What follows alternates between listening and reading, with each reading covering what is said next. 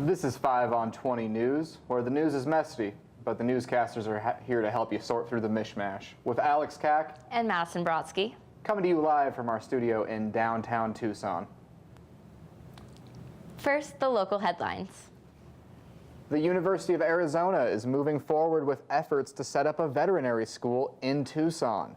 The long sought-after project will have an important hearing this month. Up until this point, the veterinary school has been stalled due to funding, staffing, and recruitment issues. In mid-December, the American Veterinary Medical Association will hold a hearing to consider the appeal from the U of A. The group rejected the university's plans last July, claiming that the school didn't meet the standards for accreditation. If the association doesn't approve the plan, then the U of A will not be able to open the school and will also not be able to return the $8 million in state funds already raised for the project. University President Ann Weaver Hart is hopeful that the board will approve the school's plans. The hearing is unfortunately closed to the public, so details of the meeting will be unavailable. Negotiations have so far been kept largely under wraps, with the university refusing a public records request from the Arizona Daily Star. HIV rates among Arizona minorities are rising. According to a CDC report, current rates are reaching nearly as high as they were in the 1990s. The report states that Latinos make up 35% of HIV infections in Arizona, and 1 in 16 black men will be affected. For a man who is black and gay, the lifetime risk of being diagnosed as HIV positive rises to 50%. Nicholas Anthony of HEAL International says that the high probability among gay black men partly has to do with the stigma in the black community, which forces homosexual men to ride their sexuality. This can lead to unsafe sexual practices. Arizona nonprofits such as Ebony House are responding to the news by providing free HIV screenings and condoms. And I wanted to take a moment to talk about the program you're watching right now. Here at 5 on 20, we're undertaking a new kind of citizen journalism. We're going to give you the news as we see it. And we want more people to speak up with us. We need writers, hosts, anchors, camera people, sound people, really the whole gamut. The times require a new way of informing ourselves, so join us. Do it, and do it now. You can email us at info@creativetucson.org to get involved. And if you think there's a story we're getting wrong, a suggestion about something we need to be covering, a person we should interview, an upcoming event we should be aware of, or any other news tips, email us about that too at info@creativetucson.org. We are here for you, and we want to cover all the stories from all the points of view. So don't be strangers. Now, in national and international news. In a stunning turnaround, the Army Corps of Engineers say they will seek an alternative route for the Dakota Access Pipeline. Joe Ellen Darcy, a representative for the Corps, said that the group changed their minds after speaking with tribal elders about potential effects to the area's drinking water. Darcy said that it's clear that there's more work to do. Protesters cheered at the news, a clear victory for the protests, which only recently began attracting national media attention, despite having gone on all summer. Last week, the use of high-powered hoses on the protesters was reported, along with pictures released showing injuries incurred by protesters. The 1,172-mile-long pipeline was supposed to carry oil from the state of North Dakota south to Illinois and South Dakota. Opponents say that the project was not given proper environmental review. The planned pipeline would run through ground that is sacred to Native American tribes in the area.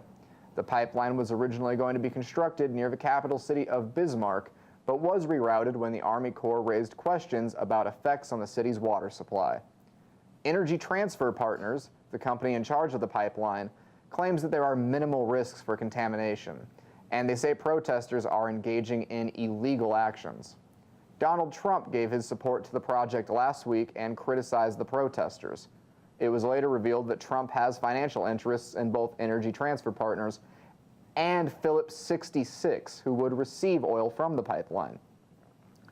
Monday was supposed to be the final day for the protests, with the governor saying that they would be charging water protectors for trespassing if they remained after December 5th. But with the announcement, it looks like protesters can return home. The battle is not finished yet, though, as the Corps said that they are looking for alternative locations for the pipeline. Here's a thought from us. Maybe they can run it under Trump Tower. As many as 40 people were killed in a warehouse fire, a music-oriented charity event that devastated Oakland over the weekend. The fire occurred late Friday night at a rave in the city held in a warehouse. It does bring a lot of discussion up about code violations and about the need for people to be able to inspect these things and how people can go about properly making sure that a building is safe. Yeah, apparently the warehouse already has 3 code violations in the past. And that's, I mean, obviously an unacceptable number, and there are a lot of questions that still need to be answered about, you know, what the owner was doing. Is he going to be criminally liable? I mean, how are we going to know about that, and how are we going to make sure that this doesn't happen again, you know, in the Bay Area, California, or the rest of the nation? You know, these are important questions I think we're going to have to discuss as time goes on here. And I think the story will uncover itself more, and we will definitely keep you guys updated as the story uncovers, as it's an ongoing investigation. Of course, we would direct any of the families or friends of people who are still missing or whose whereabouts are unknown to check the music event's Facebook page. There has been news trickling in through there about the whereabouts of many attendees as well as performers. And our hearts go out to any families who have suffered tragedy through this event. And we hope that we can find comfort in this tragedy together. Moving on to further national and international news. President-elect Donald Trump is warning U.S. companies that there will be consequences if they move their operations out of the country. And for once, Trump is actually delivering on one of his campaign promises. That promise is to apply additional taxes on companies who have offshore factories. Trump is hoping that this will save U.S. jobs, but experts have called into question Trump's plan, which he says will tack a 35% tariff on the companies. Economists have said that the tariff would ultimately harm U.S. businesses and cost more jobs than would be saved. They say that this is because of the complex supply chain involved in the modern marketplace. In our current system, components are often made in China and other countries, and they coordinate with U.S. businesses to create the final product. Experts claim that it is naive to think that products could be made in a single place efficiently. That kind of manufacturing is a relic of another time, perhaps a time when America was great. Trump's plan was announced as per usual through Twitter. The tweet included a misspelling of the word substantially, where Trump left out the second L in the word. Trump ended his early morning Twitter tirade by announcing that the United States is now open for business. Trump was criticized for a $7 million tax gift given to Carrier to keep some jobs in the country. Many fear that those jobs will still be replaced by investing in automation. Robots, however, cheered upon Trump's announcement, with a representative declaring that they are one step closer to domination over humanity. In a surprising turn, former vice presidential candidate Sarah Palin had a rare moment of clarity. Palin denounced Trump's Carrier plans as, quote, crony capitalism, claiming that these kinds of subsidies create an unfair environment that does not represent conservatism. The nation shook its head in collective confusion as liberals found themselves agreeing with Sarah Palin. The UN has accused the U.S. military of controlling outgoing information related to the war in Afghanistan. The dispute began when a UN report claimed that U.S. drones killed 15 civilians in Afghanistan. U.S. officials claim that the strikes only killed members of the Islamic State. In response, General John W. Nicholson considered banning the UN's access to the military base in the capital of Kabul, a move causing UN officials to declare the relationship a nightmare. The U.S. officially ended its combat mission in 2014, ceding control to the UN while they took on a strictly advisory role. Apparently, that advice involves using drones to bomb everything in sight. Since ending its mission, the situation in Afghanistan has deteriorated quickly, with the Taliban regaining control of much of the country. In January, the U.S. gained further permission to strike targets that were considered to be Islamic State actors. Recently, this resulted in the airstrike that killed 30 civilians near the city of Kunduz and a recently mistaken attack on a hospital which killed 42 people. The U.S. military rejected an independent investigation into the incident by the UN. Afghanistan experienced the highest number of civilian casualties in the world while being virtually ignored by the media in favor of Donald Trump's tweets. Meanwhile, former Afghanistan President Ashraf Ghani said that the Taliban wouldn't survive 1 month without the support of Pakistan, the country's #1 enemy. Pakistan has consistently been accused of using its secret police service to covertly aid the Taliban in order to destabilize Afghanistan. This is the same Pakistan that Donald Trump called last week to deliver an oddly friendly message.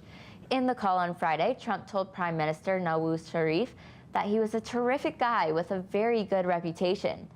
After being invited to Pakistan, Trump fantastically said that he would, quote, love to come to a fantastic country, fantastic place of fantastic people. When asked about issues with Pakistan and the Taliban, Trump said that he thinks it's fantastic that such a fantastic fantasy is fantastically fantastic. In response, the English language drank a fifth of whiskey so it could sleep it off. And in another gain for the anti-establishment, Italians rejected constitutional reforms that would have centralized the country's government.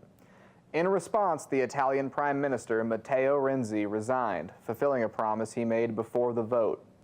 Italy voted on the referendum Sunday, which would have streamlined government by eliminating voting rights for a handful of regions in the country. Italy features a unique voting structure that makes it easy for a law to be blocked by the Senate in any region. This structure is a result of a World War II-era law intended to prevent the types of abuses committed by Mussolini's fascist government. Critics, however, say the current system causes delays in government and makes it nearly impossible to make lasting improvements within the system. Opponents say the law is an attempt by Italy's government to exert more control over the country without the people's input. The referendum's defeat delivered a substantial victory to Italy's Five Star Movement, an anti-immigrant group that has sworn to leave the EU if elected to the Prime Minister's office. If Italy were to leave the EU, it would leave the coalition toothless after the passing of Brexit and the possibility of a far-right government takeover in France. It looks like Donald Trump may have some friends on the horizon after all, and it looks as though the only thing the world can come together on is hating others. But it wasn't all victories for the xenophobes of the world. As insane as world politics has been, it's probably not too surprising that the racists were defeated by the country where Hitler was born. Austria voted overwhelmingly against Norbert Hofer, who represented the far-right anti-immigrant Freedom Party in the country's presidential election. Hofer complained against the influx of refugees into the country and delivered an anti-European message throughout the election. He was favored to win by many, but lost the election by 6 percentage points to the Green Party's Alexander Van der Bellen. Bellen said that he promises to be an open-minded, liberal, and pro-European president, going against the tide of anti-European sentiment taking over the continent this past year. Austria's president is mainly a ceremonial role where the position doesn't include voting power, but is used more to dictate the direction of the country. Responding to the news, Donald Trump sent a congratulatory message on Twitter to the Prime Minister of Australia, adding that he thinks bloomin' onions are terrific. Despite having environmentally friendly policies on the books, major banks are accused of funding projects that could have severe environmental impacts. In recent years, banks such as Credit Suisse and Bank of America adopted rules against funding projects that destroy rainforest land or may be otherwise environmentally damaging. However, a New York Times investigation found that banks gave out $43 billion in loans to projects linked to deforestation and forest burning in Southeast Asia. Much of the funding is aimed at palm oil operations in Indonesia, which have been shown to cause severe deforestation in a region rich with rainforests. According to the Union of Concerned Scientists, deforestation is responsible for 1/10 of total emissions that contribute to climate change. At times, daily emissions from forest fires in Indonesia were higher than the emissions produced by the total economic activity in the United States. A study by Harvard and Columbia showed that the fires have caused at least 100,000 premature deaths in the country, while the World Bank found that the fires have cost Indonesia's economy $16 billion. In addition to environmental costs, the palm oil projects use child labor, with kids as young as 6 subjected to grueling work. Indonesian plantation owners have denied that they use child labor, despite evidence provided by local human rights organizations. Jill Stein's recount efforts are ramping up as she targets Pennsylvania next. Over the weekend, Stein initially said that she would drop the Pennsylvania recount due to costs to the taxpayer. According to Pennsylvania law, the state's taxpayers must pay $1 million to perform a recount. In response, Stein will take the case through federal courts to force a recount and claim the state's officials are stifling democracy. The state's Republican Party was instrumental in stopping Stein, claiming that she was trying to discount the Electoral College vote for Donald Trump and gain a victory for Hillary Clinton. Stein says the recount has nothing to do with Clinton and is aimed to ensure the electoral vote tallying software can't be hacked. Stein, who raised over $7 million on the internet for the recount efforts, received about 1% of the vote in Pennsylvania. Donald Trump, who suddenly believes in the integrity of our elections, lashed out on Twitter, calling the recount a Stein scam to raise money. Next week, Trump will introduce his recount to the Recount campaign. This was Alex Kack and Madison Brodsky for 5 on 20 News. Next up, Chauncey's Dead People.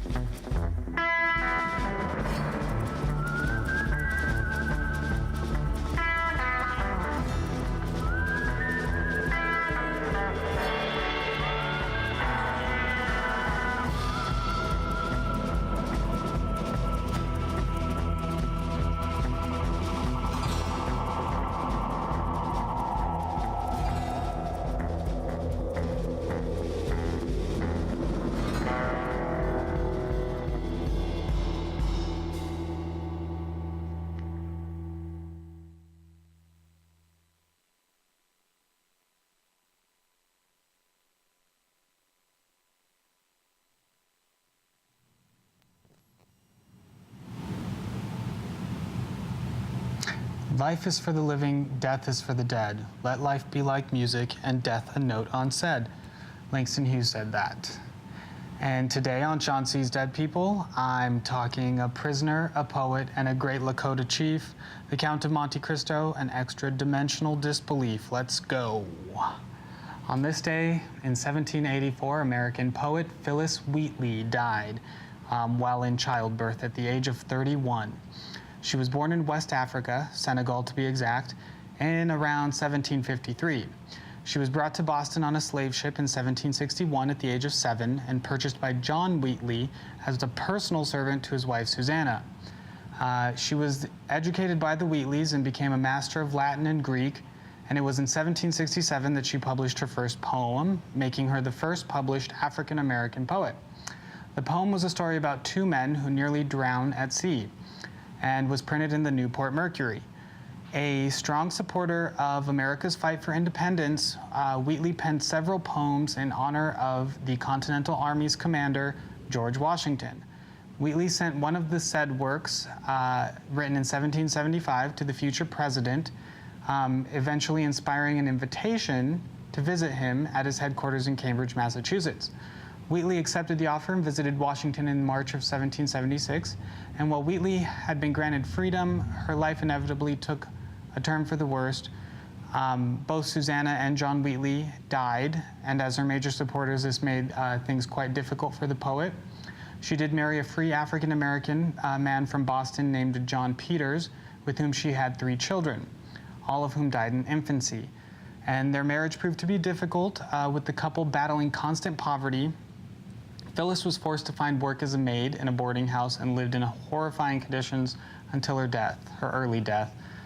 And this is an excerpt from Wheatley's poem on the death of a young lady of 5 years of age. Till having sailed through life's tempestuous seas, and from its rocks and boisterous billows free, yourselves, safe landed on the blissful shore, shall join your happy babe to part no more. And on this day in 1870, Alexandre Dumas, the French novelist and playwright, died of a stroke at the age of 68. Dumas was his maternal grandmother's name, who was an enslaved Haitian woman. His maternal grandfather served in Napoleon's army as a general, which is the highest rank afforded to a black man in France at the time. Dumas was a prolific writer of essays, short stories, and novels, as well as plays and travelogues. But he achieved widespread success with his novels The Count of Monte Cristo and The Three Musketeers, which were initially published as serials. He also penned the fantasy novel The Wolf Leader, which is considered one of the earliest werewolf-themed books. And the popularity of his writing made Dumas a household name in France and a celebrity throughout much of Europe. Upon his death, he was buried in the cemetery of Villy-Cotterêts. Sorry for that pronunciation. And in 2002, his body was moved to the Panthéon in Paris, where he now rests among other French literary greats like Victor Hugo, Émile Zola, and Rousseau. The president at the time was Jacques Chirac, and he spoke highly of Dumas and was the reason why he was granted a tomb there. So, on this day, in 1895, Chief Gall of the Hunkpapa Sioux, or a group of the Lakota Indians, died of heart failure at the age of 55, around 55. He lived on what is now the Standing Rock Indian Reservation at the time of his death, and he was raised an orphan and was given his name after allegedly eating the gall of an animal. He often went by the name of Peasy and was a reputable warrior as well. As a young man, Gall took part in many battles fought by the Dakota bands under Red Cloud, who was another Sioux chief. When the Treaty of 1868 was signed, Gall was one of the many who refused to comply with the provisions that all Dakota Indians would have to live on reservations. The Great Sitting Bull would eventually adopt Gall as a younger brother, which would lead to Gall becoming a war chief. At one point, Gall was accused of a murder he did not commit, and the army put a price on his head. Gall went into Fort Berthold to protest, and he was seized, bayoneted, and left for dead. Remarkably, he was able to crawl away and survive. Later, he took his revenge by participating in several disastrous or failed raids. But in 1867, Sitting Bull, Gall, and their warriors were grouped in a huge encampment on the Little Bighorn River, which was perhaps the largest single gathering of Indian forces yet seen in the Northern Plains area. On June 25th, General Custer led an attack on the encampment. Gall, along with Crazy Horse, surrounded Custer's cavalry and wiped them out. You may have heard of this event. It's called the Battle of Little Bighorn. The way the rest of the story goes is that the Lakota chiefs eventually reconciled with white leadership, and many of them settled on the Standing Rock Reservation. Sitting Bull, however, famously sat that one out because of his disagreement with being forced to live on a reservation. Gull and the others ended up denouncing Bigfoot, and Gull came to realize the futility of any more conflict, considering it to be a time of peace. Gull grew to be highly regarded by whites for his wisdom and honesty, and was appointed as a judge of the Court of Indian Affairs in 1889. It was also in 1889 that Gull played a big part in confirming the last agreement with the Dakota Indians, which divided the Sioux Reservation into several smaller parcels, and with some of those lands being granted to white ownership. And on this day in 2013, not that long ago, Nelson Mandela died of a lung infection at the age of 95. The South African anti-apartheid revolutionary had suffered from a prolonged respiratory infection. Now, I don't wish to downplay the significance of the life of this man who spent 27 years in prison to end injustice, and who is considered to be the founding father of democracy in South Africa, and who is often revered with the likes of Gandhi and Dr. Martin Luther King. So forgive me while I discuss the Mandela effect. This is best described as a collective misremembering of a fact or event. The term Mandela effect was coined by self-described paranormal consultant Fiona Broom, who was written on her website that she first became aware of the phenomenon after discovering that she shared a particular false memory. The South African human rights activist and President Nelson Mandela died in prison in the 1980s. This false memory was shared with other people as well, or with many other people. And a more recent example of the Mandela effect has to do with the popular children's book series, The Berenstain Bears. How do you spell Berenstain? Anyways, you can look that up and learn about alternate dimensions if you so choose. Here's a speech that Nelson Mandela gave about the unifying power of sports. Thank you.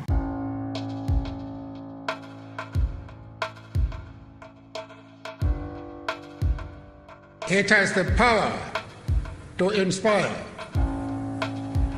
It has the power to unite people in a way that little else does. It speaks to youth in a language they understand.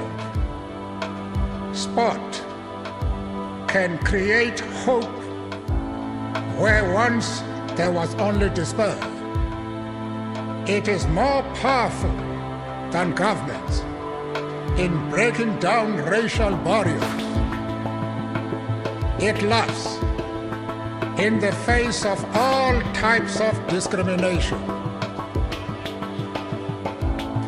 The heroes are standing with me are examples of this power.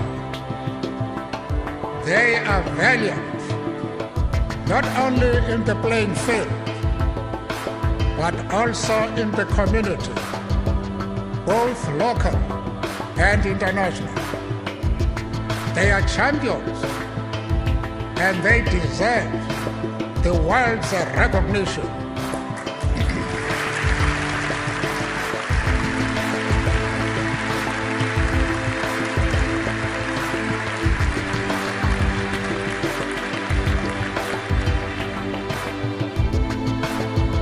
Together, they represent an active, vigorous Hall of Fame. A Hall of Fame that goes out into the world, spreading hope, inspiration, and hope. Their legacy will be an international community where the rules of the game are the same for everyone, and behavior is guided by fair play and good sportsmanship. I ask you now to rise and join me in commending the original inductees into the World Sports Academy Hall of Fame.